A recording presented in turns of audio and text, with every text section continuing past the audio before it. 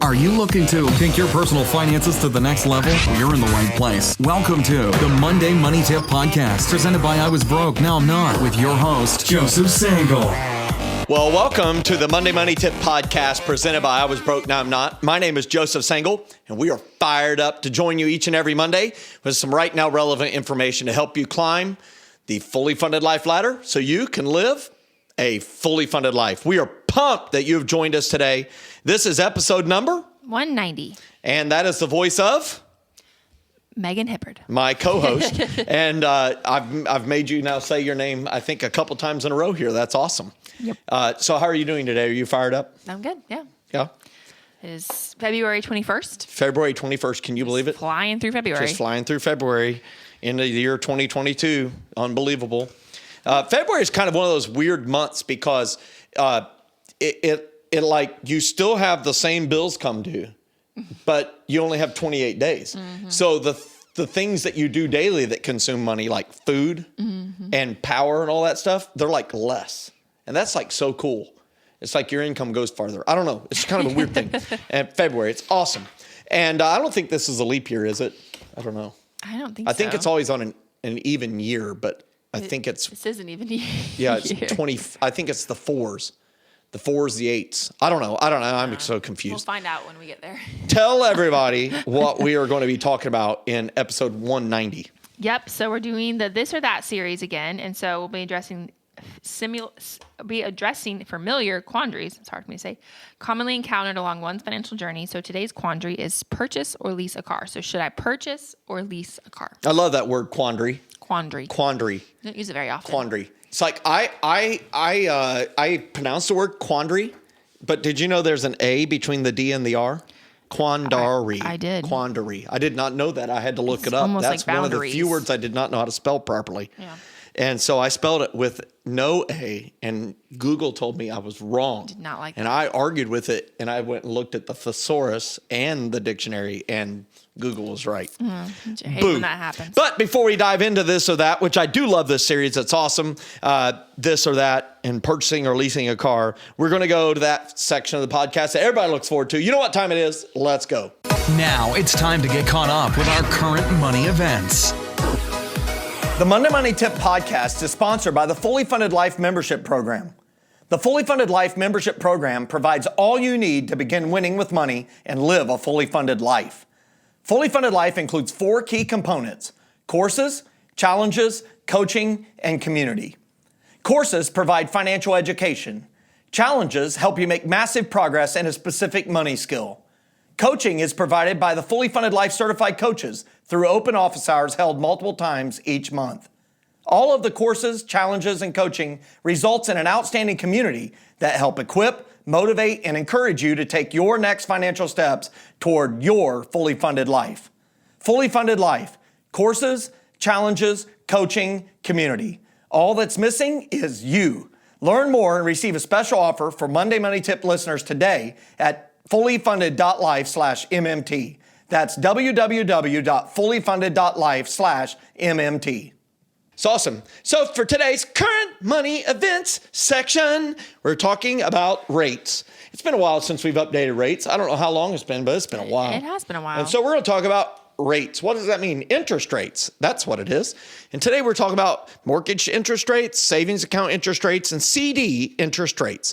And so mortgage interest rates, well, they're going up.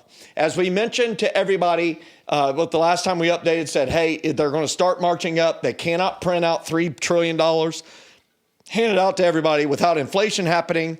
And with the increase of money supply, there's going to be increased inflation. And the way to control inflation, one of the knobs is increasing rates. And so that's what they're going to make the cost of that money go up. And so mortgage interest rates are seeing the effect of it. Now, there's still phenomenal interest rates, to be very clear. But the 15-year rate is now 2 3/4 to 2 7/8. Wow. 15-year is. That actually dipped below 2% for a while, for quite a while. But it's up almost a full percent. The 30-year is at 3 5/8 to 3 3/4. Now, this is paying no points, okay? Just to make sure it's level playing field, no points towards that. If you've never bought a house, you know, Google what it means to pay points on interest rates. But it's really a way of buying down your interest rate. And so savings account interest rates, well, they haven't went up yet, but they will be soon. Wow. I'm telling you right now, by the time I do the next update, they will go up. The Federal Reserve has signaled very clearly they're going to increase rates 3 to 4 times in the year 2022 and may increase it by a full 50 basis points, which would be half a percentage rate in the first time, which is kind of crazy. So they may have even done it by the time we release this podcast. I don't know, because inflation has been running away. So right now, still stuck at 0.5%. Marcus and Ally are leading the way in that. CD interest rates. Well, if you want to have your money locked up, which I do not recommend at this moment because rates are going up, I would not be locking it up. The 12-month has actually drifted up to 0.75%, 0.75. 30 years at 1.00 and the 60-month is at 1.25%. I highly discourage people putting money into a CD at this moment. If I woke up tomorrow in your shoes, I would have it in an online savings account and I would wait at least 1 year because rates are headed up. If you do lock it up, I would not lock it up longer than 12 months. Okay, awesome. So that's it for today's current money events section update. Bum, bum. Okay. I like it. Bump, bump. So our success story comes from Crystal. And when Joe first met Crystal, she was a journalist wondering if her student loans would ever be paid off. And Crystal wrote to share that she has now paid off all her student loans, something she thought was impossible when she first met you. When was that, do you know? 15 years ago, 14 years ago, probably, I would say. I know Crystal. And also, her career's taken off. You know, it turns out she's really good at what she does. And so that's awesome. And I'm sure that helped her greatly in paying off the student loans. And that's the one thing I just want to share that. Number one, I celebrate with you, Crystal. But the other thing I wanted to just add to that is saying a lot of times the reason we don't feel like we can get out of debt is because we think that the right now present situation of income, of our job, whatever, is fixed. But it's not fixed. It can change. And by the way, it can also go up. It can go up. And if you have an increase in income over time, that helps a lot because hopefully the student loan debt is staying the same or going down a little bit every time you get more income, that debt stays fixed. This is why it's so weird when I coach people with a house and they've been paying off for 25 years, their house payment's like $511. Yet they remember when they first signed up for it 25 years ago, 511 was like a huge stretch for them. Now, it's far less than the car payment that they have there. Yeah. It's kind of crazy. Way to go, Crystal. We're celebrating with you. And we want anybody who's driving down the road, listening to this podcast, you're exercising, you have a lot of student loans. Hey, listen to Crystal. It is possible. You can pay off your student loans. Get fired up. All right, so today we're going to do another this or that. And so today's quandary is purchase or lease a car. Should I purchase or lease a car? Yes. So I would love to have theme music to these different series that we're doing because I can hear it in my head. This or that. This or that. Should I buy or lease a car? I don't know. Did you like that? But not me doing it. We need to get somebody off of Fiverr to create a this or that jingle. Can we do that? Sure. Let's do that. Let's find somebody to do a jingle. If you can do a jingle for us out there in listener land, that would be awesome. Hey, this or that, this or that, this or that. Listen to Joe and Megan, this or that. Something like that. Wouldn't that be great? Why do we need to pay somebody? You just did it. Whoa, it's real bad. That's real bad. So today's quandary with the A in it is what? Should I purchase or lease a car? Well, let's start with arguments for and then against. Okay. Does that sound good? So I think that's the best way to answer this. There is arguments for and against each of these two decisions, and I think that's the best way to kind of address this or that quandary, purchasing or leasing a car. So the arguments for purchasing a car, we have 4 of the arguments for actually buying it, purchasing it is what? So the first one is ownership. Right. So you actually own the thing.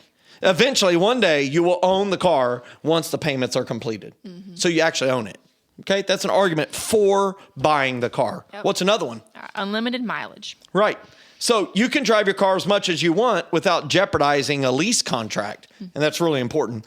A lot of them have like 10,000, 12,000, or 15,000 miles a year, and that's it. If you drive a lot, I drive a lot, 20 to 25,000 miles a year, that doesn't work very well. You couldn't do it. Yeah. And so you have unlimited mileage with the car. And when you have a Honda, it appears that it just never breaks, ever. Awesome. All right. The next one is payments have a defined end. Right. There will be a day, now it might be 7 years, where you will no longer have a monthly payment. And if you keep the car for a long time, I tend to keep cars a very long time. I bought this Honda that I'm driving, the CR-V, in 2011, and I've driven it for 11 years. And maybe someday I'll get rid of it. I don't know. My truck is a 1997. I bought it. It's a GMC 1500. I bought it in 2001. It's 2022. I'm still driving it, right? Our Yukon XL 2011, 10 years later, driving it. So, but the payments had a defined end. I didn't finance. I financed the truck. I financed that truck. I paid $10,500 for that truck. Paid $315.60 a month, and I paid it off in February of 2004. So 3 years after I bought it, 2.5 years or so. And it's pretty amazing. And the payments had a defined end, and I don't have payments. And I paid cash for the other two cars. Yep. All right. The next one is freedom to sell it. Yeah, you have the freedom to sell it. Anytime you like, you can make a decision to sell your vehicle. So as we'll share later in the arguments against leasing a car, it's sometimes very hard to get rid of the car short of the term that you've signed. So it's tough. But hey, if you don't like the car, now you may be upside down on equity on the car perhaps, but you have the freedom to go find a buyer and sell it. Okay? So let's share some arguments for leasing a car. Perpetually new. Yeah, it's perpetually new. It's a hard word to say. You always have, and my goal is to have very challenging words for you. It's do. awesome. It's great. Quandary, perpetually. New. It's perpetually new. You'll always have a new or nearly new vehicle. Now, y'all need to hear it's story time with Joe, but I like this word perpetually, and I like this phrase perpetually new, and I learned it as a kid because in a newspaper article, an ad in a newspaper way back in the day when I was a little tiny youngster, my dad saw an advertisement for a fishing resort in northern Wisconsin. And so he called the number, and we went on a 1-week fishing trip in northern Wisconsin. Now, we learned quickly that they use the word resort very loosely in northern Wisconsin, Michigan, and Minnesota for fishing resorts. Think of a cabin and some docks and maybe a stinky fish house where you can clean fish. And that's kind of a resort, okay? But it's great, and as kids, we loved it. And so we went every year, and it's on Big Lake Chetek in northern Wisconsin. Many of my friends are listening. I've got friends in Rice Lake and in Hayward, Wisconsin, and Eau Claire. And I love that area up there. And we went there every year. Now, there is a very nice resort on Big Lake Chetek. We went to Edgewater Resort, which has subsequently been sold and taken private behind the Edgewater store there in Edgewater, Wisconsin.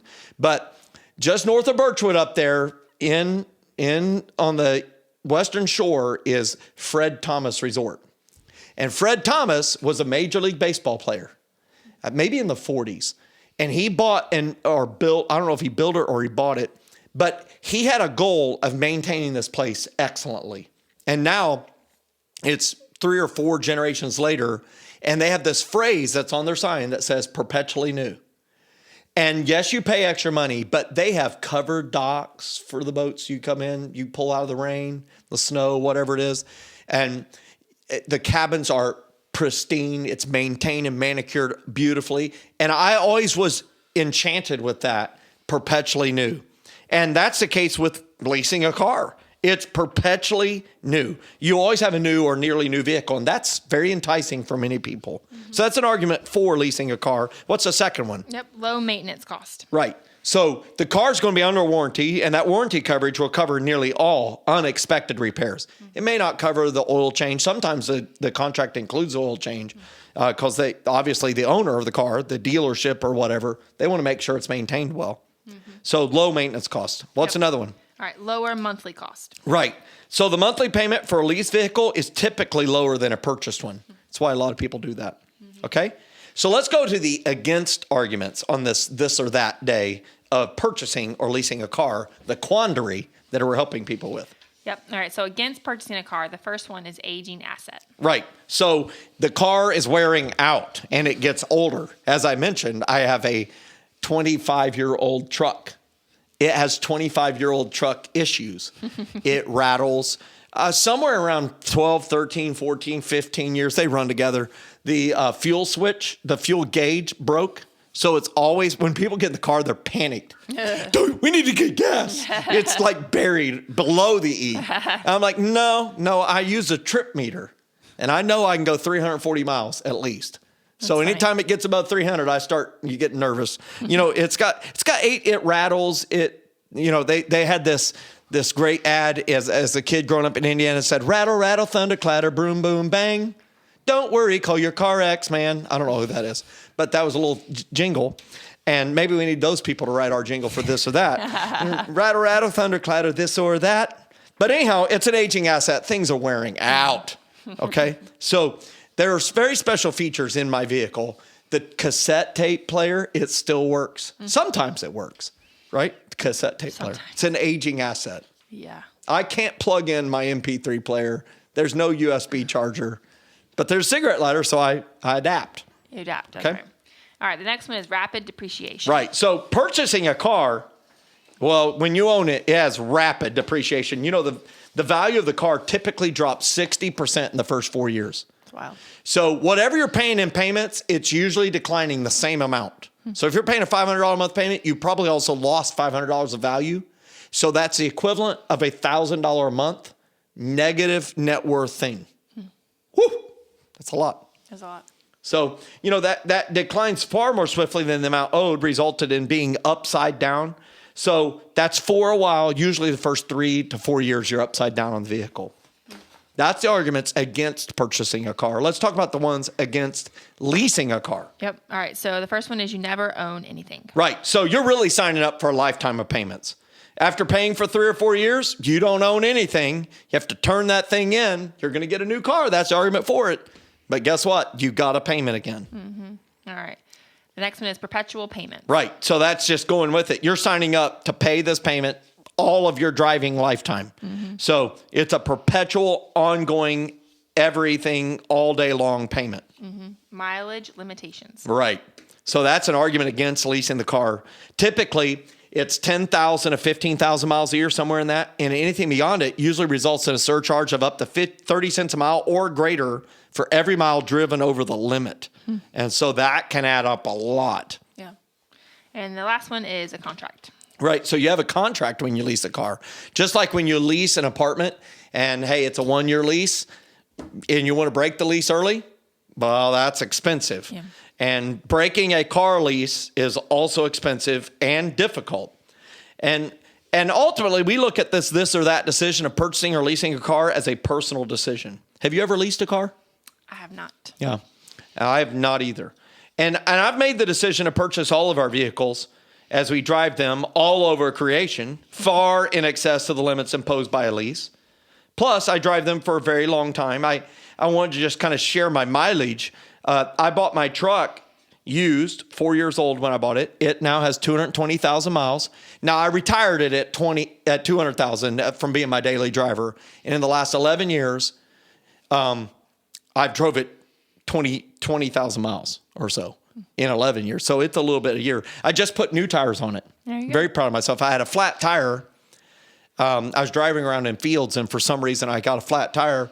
And so I quick replaced the tire. We were going in to eat breakfast, and I replaced the tire with my spare. I have a full-size spare on it. I was real fast, like Indy 500, and put the new spare on there. Yes, this is awesome. Went in, came out, and said, I like to check a tire when I change it, maybe 5 miles down the road, 10 miles down the road, because I want to make sure I got the lug nuts tight and everything. And I stopped, and that tire was flatter than the other one. Oh, no.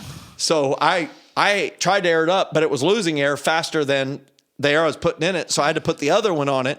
I had one of those cigarette lighter air compressors. And I put on the other one because it would actually leak less, and I had to stop twice and put more air in it. It was horrible. So I went over to the discount tire and bought myself 4 new tires. And I said, what is the cheapest tire you sell for this vehicle? And they named some name I've never heard in my life. And I said, what's the distance that they're warranted for? And they said 40,000 miles. I said, well, my current pace, that'll last me 25 years.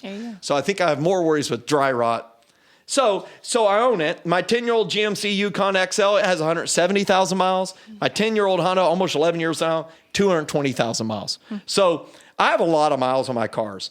But I would just say this, it's a personal decision. You can still win with your money leasing a car. I know some people have said, it's a terrible decision and all that stuff. But I will tell you, I know some very wealthy people who've leased cars. So there's people who can spout off different things, but it's not a terrible decision. Yeah. It's a decision that's best for you and your family. So what decision have you and Jordan made about your vehicles long term? Are you always going to own? We'll always own. Yeah. Okay. We usually pay cash for them. So the conversation that we had here today makes me think about another question we could add to this. This or that, rattle, rattle, thunder, clatter, boom, boom, bang, this or that. And what is that? It's new car or used car. What do you think? Should that be added to the series? Should I buy a new car or used car? Sure. Yeah? Let's do it. Okay. Anything you want to add to this? Well, I was curious. Some do let you lease to own, correct? Well, you can buy it at the end of it. At the end of your lease. Okay. So lease. Lease purchase option. Yeah. Is what they would call that. Yeah. Okay. That's a good point. Yeah. So, if you are leasing, maybe that's an option. Yeah. I just like the idea that I have no payments for extended periods of time. And I personally credit driving my vehicles for a very long period of time with the reason why Jen and I really flipped the switch on building net worth long term. Being able to take that car payment and stack it up for a while to replace the car whenever you need to do that, and then be able to divert those dollars to investments that make you money and don't decline in value long term. Well, that is a great way to free up huge amounts of money in your family's finances. Yep. Cool. All right. So our quote for today is from an unnamed car dealer. Who I know. That's funny. I never let people get within 6 months of paying off their car without giving them a call to invite them down to look at a new model. Yes. Think about that.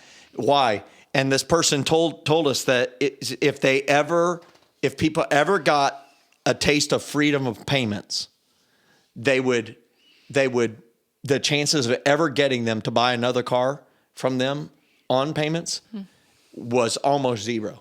And they hated that because they make as much money off the financing as they do off of actually what they make on the day they sell the car. Pretty amazing. It's not a game for the dealer. They know what's up. So it's awesome. Tell everybody what we're going to talk about next week. All right, we're doing financial book cliff notes. So it's another series. All the series. And next week is on Dave Ramsey. Yes. So we're going to do cliff notes of some of our favorite financial books and authors. And next week is going to be Dave Ramsey. Get fired up. Chop up those credit cards. That'd be awesome. So if you like today's episode, please help us get this podcast to other people who could benefit. You can do this by quickly rating the podcast, leaving a review. Rating and reviews help us make our podcast better for our listeners. If you've implemented one of the tips and gotten some success, share those success stories with us because this podcast is powered by your success. You can email it to us at info, that's INFO, at IWBNIN.com. That's INFO at IWBNIN.com, or you can share it with us on any of our social media platforms. If you're watching on YouTube, you can give a thumbs up, thumbs down. While you're there, click subscribe and leave a comment. Let us know what you've done with your vehicles. Are you buying your cars or have you leased your vehicles? Tell us your experience. Is there something we left out? Something that you enjoy about the decision you've made? Make sure you share that with us. We'd be so grateful. So any last words you want to share with people? I'm interested to see which one is which. If people are more buying or leasing. I feel like people are more buying in my head. I think it's harder right now because there's such a car shortage. Now you can't buy anything for kind of weird. It's like a lot of money to buy. Well, what we do know is this. Make a really good decision that's right for your family, that works with your budget, and make sure it works for your lifestyle and your life. And ultimately, we want you to live your fully funded life, not ours, not someone else's, but yours. And so go have a great week. Make one good financial decision this week, and you'll be on your way to living a great, fully funded life. Get fired up. Have a great week. Thanks so much for listening to this episode of the Monday Money Tip Podcast, presented by I Was Broke, Now I'm Not. If you enjoyed today's episode, please leave a review and subscribe. And for more great content and to stay up to date, visit iwbnin.com. We'll catch you next time.